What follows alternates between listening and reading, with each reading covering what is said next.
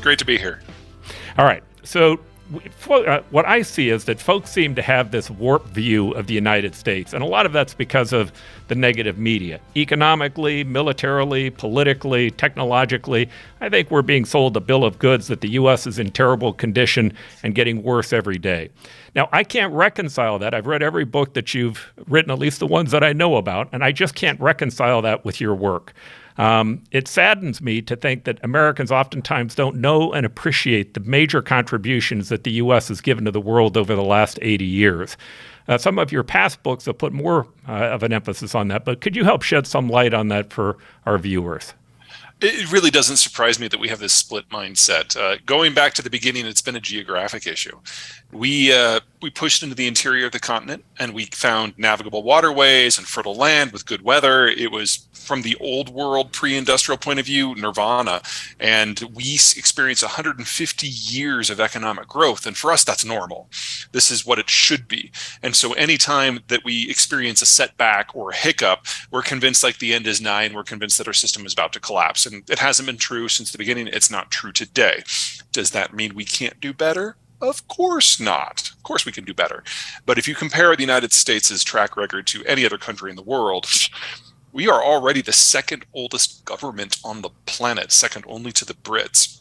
And we have exited every decade in a more powerful position than we entered it, both in terms of our own national economy and relative to the global norms. That hasn't changed in the last 30 years. In your latest book, The End of the World is Just the Beginning, you talk about the significant changes that we're in because of the decoupling of the world.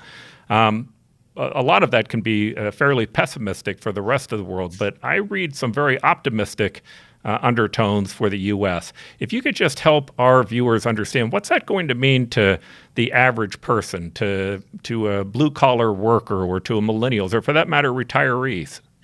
Well, that's a question that could take the whole interview. That's okay. Let's dial it back a touch just so you can understand how we got to where we are. All right.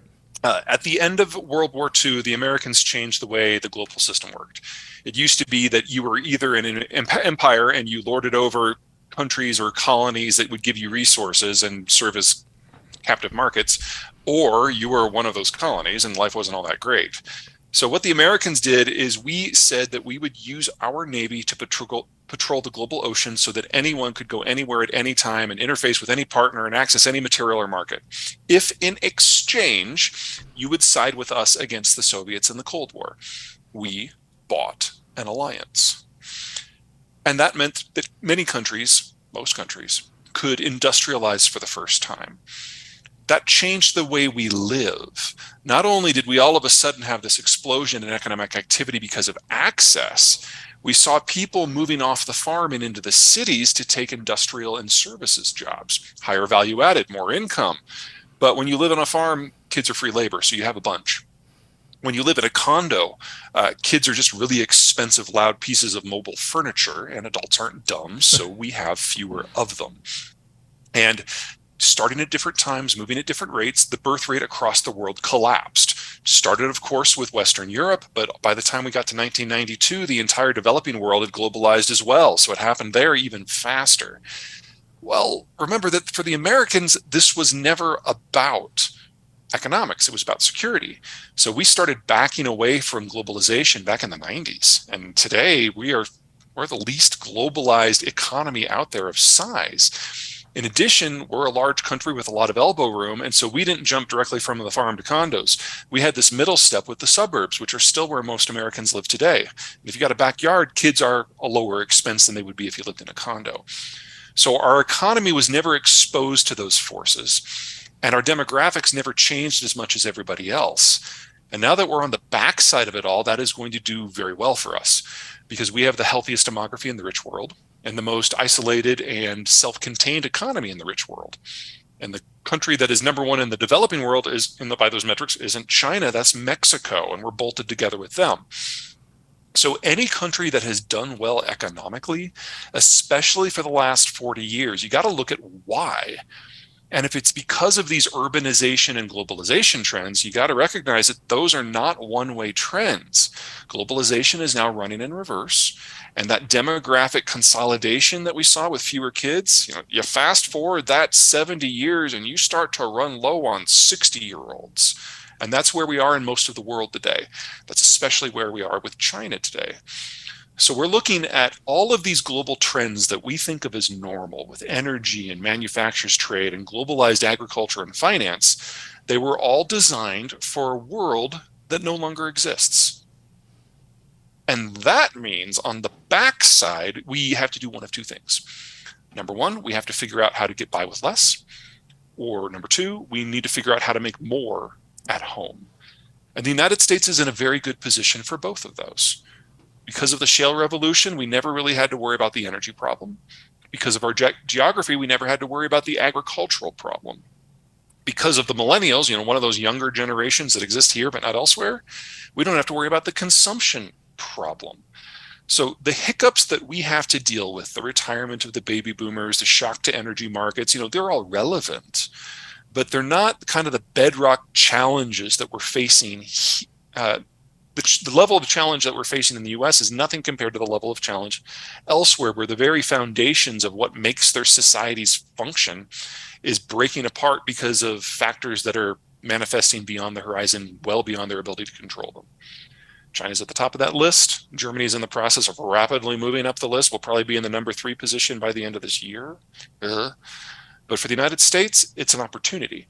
And it's one I'm happy to say American industry is already grabbing with both hands. And we are seeing right now the fastest industrialization the country has ever seen, including the effort to fight World War II. And it's not a one-off. We've been segueing in this direction now for 8 years. Would be good if we did it faster. All right. So I spent a lot of time in politics. I was mayor of the city of Phoenix, been involved in a number of presidential campaigns. I'm watching on the nightly news. It seems like the only thing that they believe we're represented by is AOC on one hand and green on the other, and that's kind of what we're being fed. Do you believe... I think we should bring back celebrity deathmatch, honestly. Okay.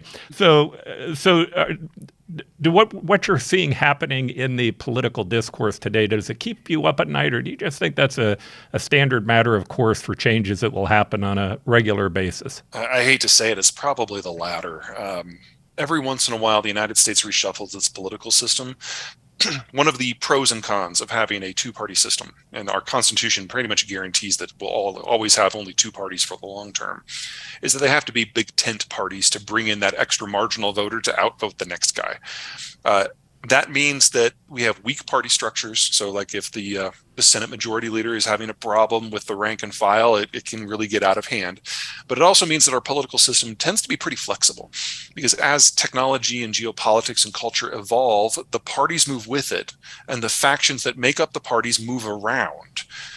Every once in a while, those changes in the trends reach a boiling point, and one or both parties breaks apart, and then the factions shuffle around and make new alliances, or maybe voters that used to be in the swing position join a party, or vice versa.